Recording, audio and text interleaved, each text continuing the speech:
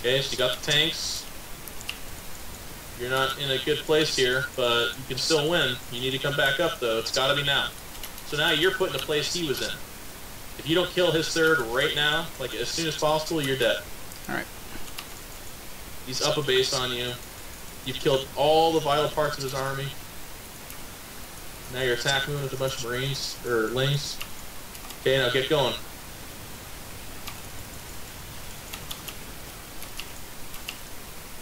Again, you cannot attack move with this army. You need to come from different angles, and then you spread out.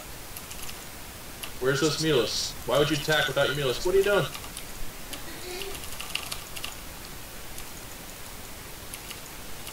Shit, I think I'm fucked. You're not. You're not at all. I don't understand your... What has you so scared? What has you so spooked?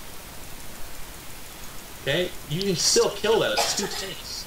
Your banelings are going to kill everything. Okay. You have to be smart about it, though. You got to attack with your whole army.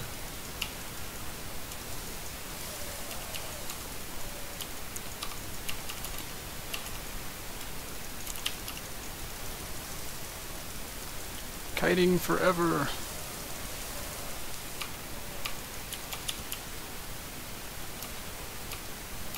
Okay? So your economy, like, complete shutdown. Yeah. You're just not mining at all right now. Your main's got 2 mineral patches. You're mining with a dozen guys. Not mining from your natural.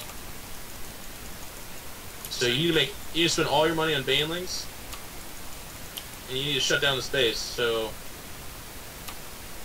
just so you know, you're hiding from a missile turret. So right now you need to hit this and then bounce back to his main. And you have to keep doing that. Yep. Yeah, you gotta be quick about this too. You cannot dilly-dally. It's too many Marines. Alright, so he split up his army. Okay, that's what you wanted.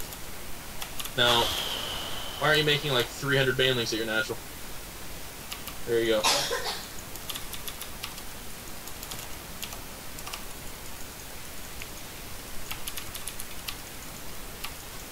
Here he comes again. No, god damn it. I don't think I can handle this.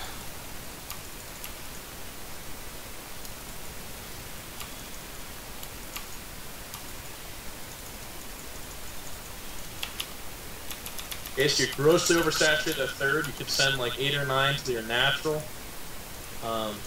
You've got drones long distance mining from a dead base, like all over the place. You gotta clean up your macro. That's what's holding you back right now. Yeah. And army control. We'll talk about that after.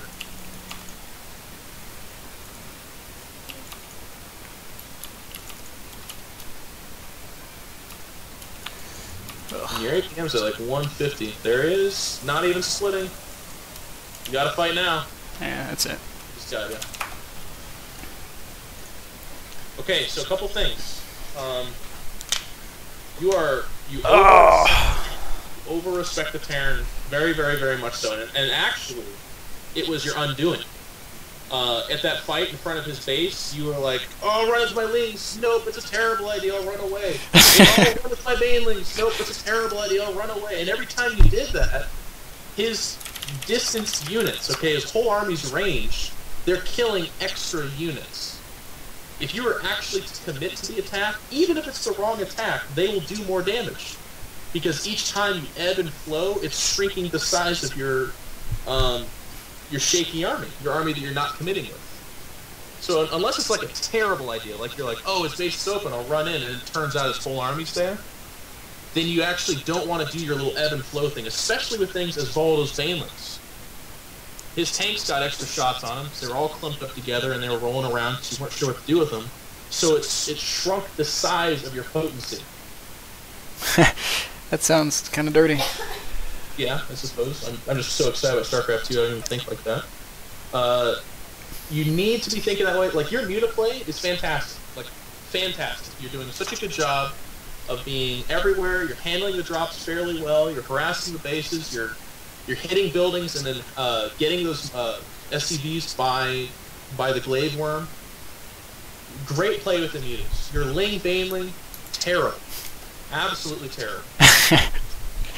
Alright. Fair enough. Okay, so I'm going to have him come in for one more. I'm going to do Metalopolis again. Sweet. And here's why it's terrible. So you don't need to be told it's just completely terrible the whole time. It obviously doesn't help too much. But the reason it's terrible is because you're more interested, or not necessarily interested, but you're more concerned with getting them to the fight than how you get them to the fight. So at one point I did see you try to surround with your Lings when he was running up that ramp towards his third, and I loved it. That was good. But I need to see more of that. Lings surround, Mutas on the backup, and then Banelings clean up. And they need to be on 3 separate hotkeys. It has to function that way. Yeah. And I want to see multi-angle attacks. You're doing big attack move things with those Banelings, and he's kiting them and then spreading out. Right. Yeah, I'm noticing that too. Last thing to talk about while you're doing the initial macro here is your saturation. Okay, you had that third from the very beginning. You killed, I want to remind you, his first 2 attacks. Double dropship, and then a bad Marine medevac move out. You crushed him. So that's why I was like, take that third and make some drones. And then you did make some drones. You made Lings. And then you never took that base. So you never realized the economical advantage of taking that base. Yeah. That base is a luxury that was afforded to you because of his mistake. It's not a standard. You don't get that base every game, you know. It's because he didn't have any army to stop you from taking it. So you need to punish him for that. If you spend 300 minerals and then like 150 on 3 drones and a queen, so 300 more, but then that's all you do at that base, you actually just hurt yourself. Yeah. That money could have been spent on something else. Roaches, I don't know. Banelings, Mutas, I don't know. So this game, absolutely, each base fully saturated. If he's going to drop you, you're going to punish it. Can't attack him because you're the absorbent Zerg? Fine, I'll go take another expansion and then saturate it. And you're going to do it off the backs of Banelings. Banelings do more damage than their pops, right? Yes. Yes. So that's how you cut that corner. You spend the money on expanding, but you do it by cutting the corner with Banelings. And extra value with Mutalisks.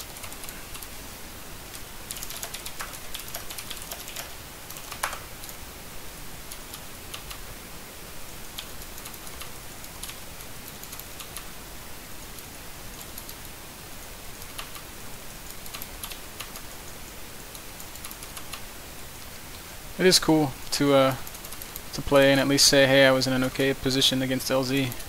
Oh, dude. You hadn't crushed game 1. I'm not even just saying that. I was so excited. You played beautifully.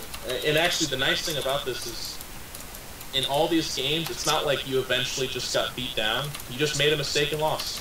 Mm-hmm. You flat out, like, this is what gets this game, gets it so exciting for me, is you can see how tense it is and how fast-paced. Like, in a couple of these games, you just got kind of stretched out. You know, he was expanding and dropping at the same time, and you mishandled it, so then he died. But that's exciting, because that means as you get better, those situations get handled better, and all of a sudden you're beating everyone below you. Yep. That's why this game's so fun. Couldn't agree more. Alright.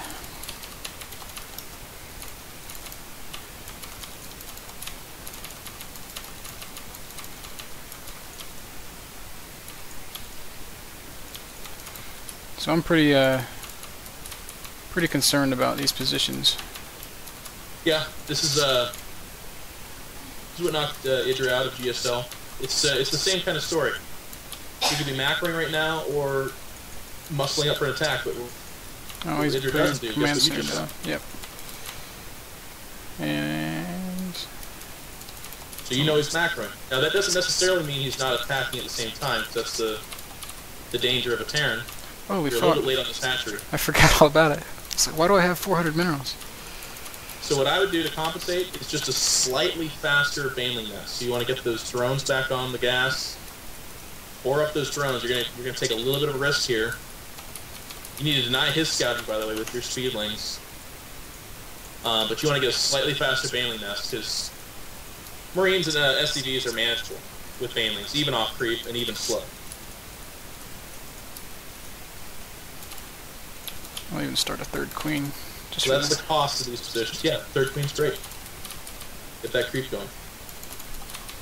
Second gas is a little iffy here. So now you're straining your economy a little bit too much. Alright. I won't put again, I'm drones not in. like I'm not the god of StarCraft 2, so I don't quite know that, but I feel like 3 queens, early baneling nest, and second gas is going to delay a lot of things for you. Alright, we'll lay off on the gas for now.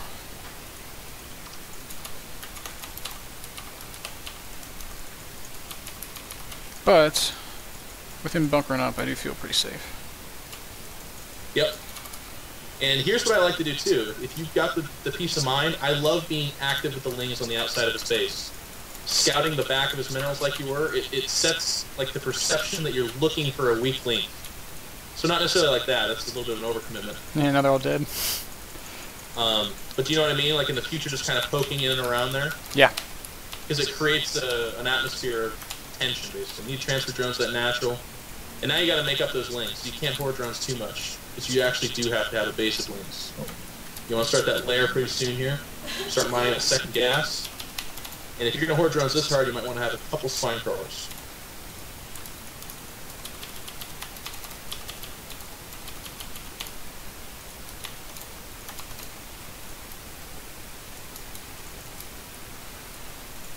Are there any spine crawler type pushes I could do against the Terran player, or is that just not going to happen? Machine used to do some. I don't really like it.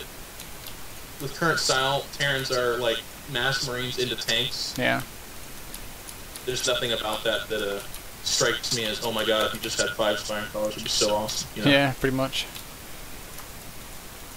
Okay, so saturation. So the second that layer's done, and this creep spread's got to be huge. Third queen's a huge commitment, but it pays out as long as you're vigilant about it. If you don't actually use the creep, then again, you're just committing to something that you're not actually using. It's like building a forge or an evo chamber they're not using. Right. So inject, baneling speed, start the spire. You need to have that map information, so you should have had a Ling outside of space a little bit earlier. Perhaps control the tower, and we've seen that he likes to drop. There's no problem with like a double drop. And then put these overlords to work. So once again, you kind of have a stockpile of a clump of overlords. You need to at least create a perimeter around your main so you can have that extra 5 or 6 seconds against drop. I just saw something. CV, I'll go kill it. Yep, gotta go kill that. And in these positions, it's actually, you want to have like 6 or 7 at least preemptive banings. Yeah. Exactly. Put the words on my head. But you'll notice your saturation's a little poor. So before the spire pops, well, you're already doing it, but I would even do another round. Like 1 more. Okay. Get those Lings back to your base. And then you want to take an aggressive third. How about the third down at the bottom of the map? Is that a good one? Sure. I would be thinking maybe the main of 3 o'clock, just because it's close air positions for mutas. Okay. A bit easier to defend, but that one you're taking right now, or just cancel, it's actually sneaky, so there's the virtue of that, but however you want to go about it. Okay, so now these mutas need to pop.